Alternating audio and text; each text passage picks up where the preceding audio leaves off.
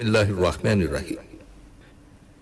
معزز سامعین، جیسا کہ آپ جانتے ہیں کہ ہر انسان اپنی روزمرہ زندگی کا کچھ وقت سو کر گزارتا ہے۔ اسے نیند تو آتی ہے جس سے فرار ممکن نہیں ہے۔ کم از کم دن کا چوتھا حصہ تو وہ ضرور بستر پر گزارتا ہے۔ اس کا مطلب یہ ہوا کہ انسان دن میں صرف 18 گھنٹے شعور کی حالت میں رہتا ہے۔ بقیہ وقت جو کم از کم دن میں 6 گھنٹے بنتے ہیں اسے اوسطاً مکمل بے ہوشی اور بے خبری میں گزارنے ہوتے ہیں۔ اس نقطہ نظر سے جائزہ لیا جائے تو بڑی حیران کن تصویر سامنے آتی ہے۔ اوسطاً 60 سالہ زندگی کا چوتھا حصہ مکمل بے ہوشی اور بے خبری میں گزر جاتا ہے۔ تو کیا ہمارے پاس نیند کا کوئی نعم البدل ہے؟ اس شخص کا کیا بنے گا جو یہ کہے کہ میں سونا نہیں چاہتا؟ پہلے تو انسان کی آنکھیں سرخ ہوتی ہیں اور جلد کا رنگ زرد پڑ جاتا ہے، اور اگر بے خوابی کا دورانیہ بڑھ جاتا ہے تو انسان شعور اور آگاہی کھو بیٹھتا ہے۔ جب نیند آتی ہے تو پہلے آنکھیں بند ہوتی ہیں اور انسان کسی ایک مقام پر توجہ مرکوز نہیں کر سکتا۔ یہ ناگزیر عمل ہوتا ہے، اور خوبصورت اور بدصورت، امیر و غریب، ہر انسان کو اسی عمل سے گزرنا ہوتا ہے۔ اسی طرح موت کے وقت بھی جیسے کہ نیند سے پہلے ہوتا ہے، انسان خارجی دنیا سے متعلق بے حس ہو جاتا ہے اور ایسی حالت میں کسی بھی ترغیب سے متاثر نہیں ہوتا۔ تھوڑی دیر پہلے جو ہوش آواز صحیح کام کر رہے تھے کام کرنا چھوڑ دیتے، اسی دوران قوت ادراک میں تبدیلی آ جاتی ہے۔ جسم اپنا کام گھٹا کر بہت کم درجے پر لے آتا ہے، جگہ اور وقت کے بارے میں ہوش نہیں رہتا اور جسم کی حرکات بہت سست پڑ جاتی۔ یہ صورتحال ایک طرح سے موت کی ایک دوسری شکل ہے، جس میں کہا جاتا ہے کہ روح جسم کو چھوڑ جاتی ہے۔ بے شک جس وقت جسم بستر پر سو رہا ہوتا ہے روح اس وقت مختلف تجربات سے گزرتی ہے اور بالکل مختلف مقامات پر رہتی ہے۔ آپ نے محسوس کیا ہوگا کہ خواب کے دوران ایک انسان اپنے آپ کو موسم گرما میں ایک روز ساحل سمندر پر دیکھتا ہے۔ اسے یہ خبر نہیں ہوتی کہ وہ بستر میں سویا ہوا ہے۔ موت کی بھی ظاہری صورت یہی ہوتی ہے، یہ روح کو جسم سے جدا کر دیتی ہے، جسے روح اس دنیا میں استعمال کرتی ہے اور اسے ایک نئے جسم میں اٹھا کر ایک دوسری دنیا میں لے جاتی ہے۔ اللہ سبحانہ تعالیٰ نے قرآن حکیم میں جو مستند وحی کی شکل میں نازل ہوا انسان کی صراط مستقیم کی جانب رہنمائی فرمائی ہے۔ اللہ سبحانہ تعالیٰ نے بار بار ہمیں نیند اور موت کے درمیان پائی جانے والی مماثلت کے بارے میں یاد دہانی کرائی ہے۔ قرآن حکیم میں اللہ سبحانہ تعالیٰ کا ارشاد ہے جس کا ترجمہ ہے، وہی ہے جو رات کو تمہاری روحیں قبض کرتا ہے اور دن کو جو کچھ تم کرتے ہو اسے جانتا ہے، پھر دوسرے روز وہ تمہیں اسی کاروبار کے عالم میں واپس بھیج دیتا ہے تاکہ زندگی کی مقرر مدت پوری ہو۔ آخر کار اسی کی طرف تمہاری واپسی ہے، پھر وہ تمہیں بتائے گا کہ تم کیا کرتے رہے ہو۔ انسان مکمل طور پر حواس کے کام سے محروم ہو کر، یا دوسرے لفظوں میں مکمل بے ہوش ہو کر، زندگی کا تیسرا حصہ نیند میں گزارتا ہے، مگر وہ اس حقیقت پر بہت کم غور کرتا ہے اور اسے یہ احساس کبھی نہیں ہوا کہ زندگی میں جن چیزوں کو وہ اہم سمجھتا رہا ان سب کو اپنے پیچھے یہیں چھوڑ کر جا رہا ہے۔ ایک اہم امتحان، سٹاک ایکسچینج میں کھو دینے والی بھاری رقوم، یا کوئی چھوٹا سا ذاتی مسئلہ، مختصر یہ کہ دن کے وقت نہایت اہم نظر آنے والا کوئی بھی معاملہ نیند کی حالت میں دل و دماغ سے بالکل نکل جاتا ہے۔ اس کا مطلب یہ ہوا کہ دنیا کے ساتھ کوئی رشتہ باقی نہیں رہتا۔ یہ جو چند مثالیں ہم نے پیش کی ہیں، سب سے ایک ہی بات واضح ہو کر سامنے آتی ہے کہ یہ زندگی بہت مختصر ہے اور ہم نے اپنا زیادہ وقت اور روزمرہ کے کاموں میں انہیں لازمی سمجھ کر خرچ کر دیا۔ جب اس وقت کو ہم منہا کر کے دیکھتے ہیں تو پتہ چلتا ہے کہ زندگی کے نام نہاد لطف کے لیے تو وقت بہت کم بچا ہے۔ اس کے برعکس انسان یہ محسوس کرتے ہوئے حیران ہو جاتا ہے کہ اس نے کھانے پینے، جسم کی نگہداشت، نیند، کام اور بہتر معیار زندگی کے حصول پر زیادہ وقت صرف کر دیا۔ روزمرہ کے جن کاموں کو واقعی زیادہ وقت دینا چاہیے، جو زندہ رہنے کے لیے ضروری ہیں، بلا شبہ اس بارے میں حساب لگانا اور سوچنا زیادہ اہم بات ہے۔ جیسا کہ ہم پہلے آپ کو بتا چکے ہیں کہ 60 سالہ زندگی کے 20 برس تو نیند میں گزر جاتے ہیں، بقیہ 40 یا 45 برسوں میں سے ابتدائی 5 یا 10 سال بچپن کی نظر ہو جاتے ہیں، جو ایک ایسا دور ہوتا ہے جب تقریباً کسی بات کی سمجھ نہیں ہوتی۔ دوسرے الفاظ میں ایک 60 سالہ انسان نے اپنی نصف زندگی تو بے خبری میں گزار دی ہوتی ہے، بقیہ نصف زندگی کے اعداد و شمار مل سکتے ہیں۔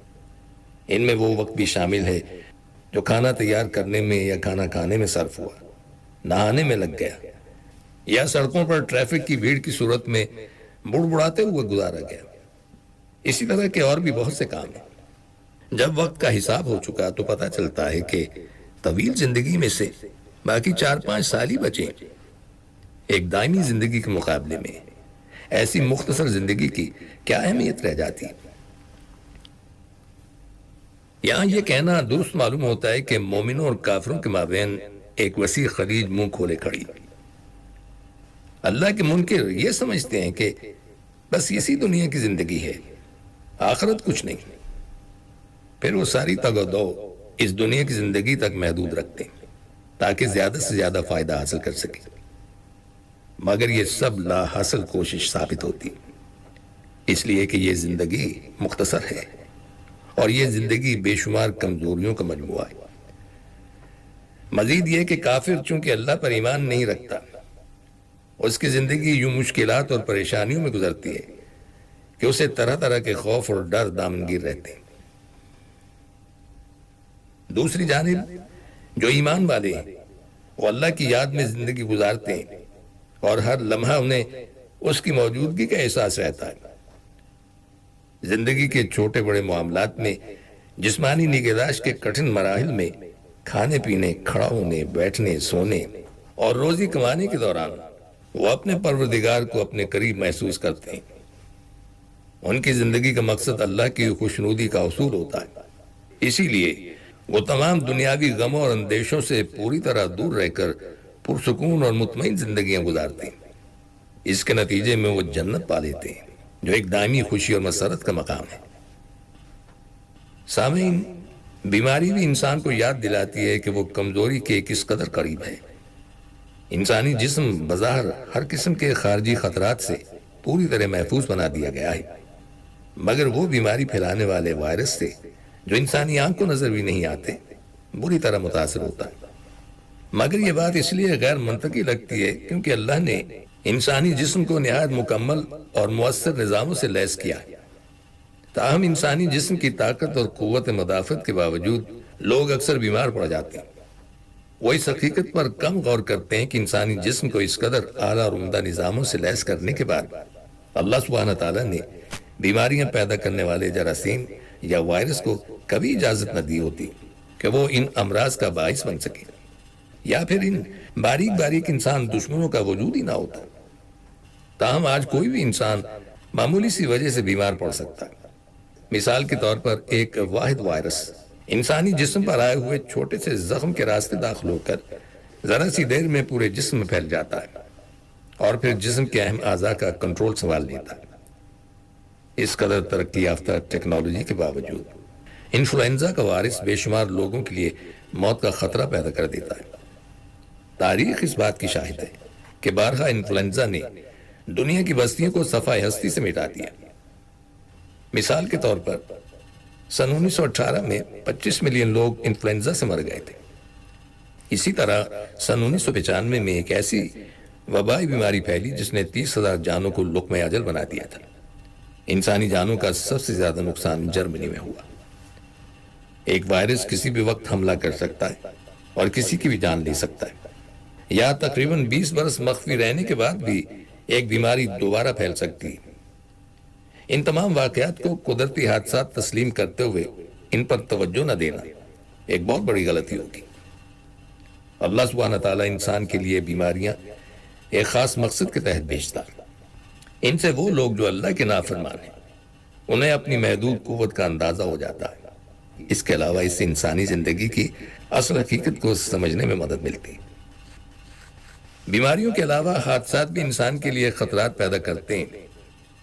اخبارات بلا ناغہ ٹریفک حادثات کی خبریں شاید سرخیوں کے طور پر چھاپتے ہیں۔ ریڈیو ٹیلی ویژن کے خبرناموں میں بھی زیادہ حصہ حادثات کی خبروں پر مشتمل ہوتا ہے۔ حادثات سے اس قدر مانوس ہونے کے باوجود ہم نے یہ کبھی نہیں سوچا کہ ہم میں سے کسی کو بھی کسی بھی وقت کوئی حادثہ پیش آ سکتا ہے۔ ہمارے ارد گرد ہزاروں طرح کے ایسے عوامل موجود ہوتے ہیں جو اچانک ہماری زندگی کے بہاؤ کا رخ بدل سکتے ہیں۔ مثال کے طور پر راستہ چلتے چلتے ایک شخص بیچ سڑک کے توازن کھو کر گر سکتا ہے۔ اس قسم کے معمولی سے حادثے سے دماغ کو چوٹ لگ سکتی ہے، دماغ کی رگ پڑ سکتی ہے، ٹانگ ٹوٹ سکتی ہے، یا کھانا کھاتے وقت مچھلی کی ہڈی حلق میں پھنس کر موت کا باعث بن سکتی ہے۔ یہ اسباب بازار جس قدر معمولی کیوں نہ ہو، مگر ہر روز دنیا بھر میں ہزاروں انسان ایسے حادثات کا شکار ہوتے ہیں جن کا تصور تک کرنا مشکل ہو جاتا ہے۔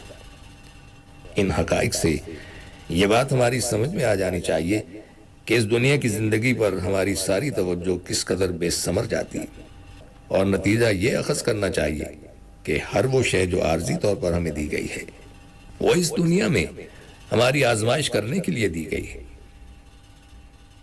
یہ بات کس قدر مذاق خیز لگتی ہے کہ انسان جو اب بھی ایک نظر نہ آنے والے وائرس سے لڑنے کے قابل نہیں، اپنے قادر مطلق اللہ سبحانہ تعالیٰ کے سامنے نافرمانی اور بغاوت کا مظاہرہ کرنے لگتا ہے۔ یہ بات ہر قسم کے شک و شبے سے بالاتر ہے کہ اللہ سبحانہ تعالیٰ نے انسان کو تخلیق کیا اور وہی تمام خطرات سے اسے محفوظ رکھتا ہے۔ اس حوالے سے حادثات اور بیماریاں ہمیں یہ بتاتی ہیں کہ ہماری حیثیت کیا ہے۔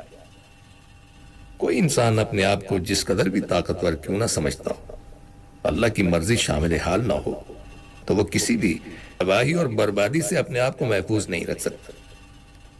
اللہ سبحانہ تعالیٰ انسان کو اس کی کمزوریاں یاد دلانے کے لیے بیماری پیدا کرتا ہے اور اس قسم کی دیگر صورتحال سے انسان کو دوچار کرتا ہے۔ یہ دنیا ایک ایسا مقام ہے جہاں انسان کی آزمائش کی جاتی ہے۔ یہ ہر کسی کی ذمہ داری ہے کہ وہ ذات باری تعالیٰ کی خوشنودی حاصل کرنے کی کوشش کرے۔ اس آزمائش کے اختتام پر وہ لوگ جنہوں نے اللہ کے ساتھ دوسروں کو شریک نہیں ٹھہرایا ہوتا، اس کے فرامین کی تعمیل کی ہوتی اور جن باتوں سے منع فرمایا گیا ان سے باز رہے، ان کا دائمی ٹھکانہ جنت ہوگا۔ اور وہ جو سرکشی سے باز نہ آئے، اس دنیا کو اور اپنی خواہشات کو ترجیح دے، وہ اللہ کے کرم سے محروم رہیں گے، انہیں دائمی عذاب میں ڈال دیا جائے گا۔ یہ لوگ نہ تو اس دنیا میں تکلیفوں، غموں اور کمزوری سے بچ سکیں گے اور نہ ہی آخرت میں۔ اور سامعین، ان کلمات کے ساتھ ہی ہمارے آج کے پروگرام کا وقت بھی اب ختم ہوتا ہے، اس دعا کے ساتھ کہ اللہ تعالی ہم سب کو صراط مستقیم پر چلنے کی توفیق عطا فرمائے، آمین۔ آئندہ ملاقات تک کے لیے محمود احمد کو اجازت دیجیے، اللہ حافظ۔